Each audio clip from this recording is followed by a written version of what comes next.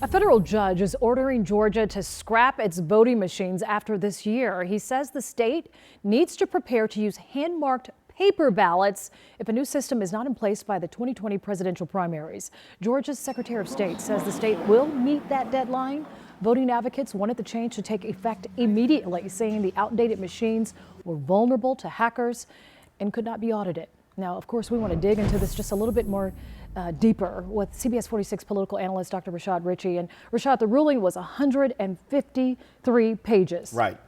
At its core, though, did it validate what Stacey Abrams, when she ran for governor, she complained that it could not be trusted, it could not be validated, and there were serious issues with the system. This is a political win. However, it is not a TKO. This is more like a 12-round decision, and the decision went to Abrams and her camp. So this is basically what Judge Totenberg said. There are real issues with Georgia elections. That's a win for Stacey Abrams. The state of Georgia said, well, we are already working on making sure we have a new system in place by 2020. And the judge said, that's cool. Let's keep that going. That is a win for the state of Georgia and for the current Secretary of State. So let's look at the details.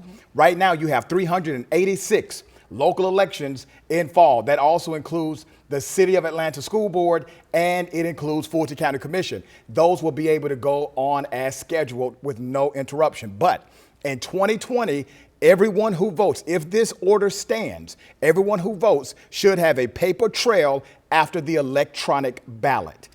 So that's a win for Abrams. What happens if the new machines are not in place for the March primaries? If the violation is flagrant and the local board of elections do not get these machines in order, you are then in violation of the court ruling, which means you can be held in contempt of court, and that is a bad thing in federal government. Could that shake up the election? Of course it could shake up the election, and it could cause additional irregularities and more lawsuits. This could still be appealed at face value. I don't hear the rumblings of appeal. I do hear that some on the left are not completely happy and some on the right are not completely happy, which usually means you're right down the middle as a judge. Okay, we got about 15 seconds left. Stacey Abrams made a comment that she will not run for president next year, but she says she's open to being a vice presidential candidate with one of the candidates.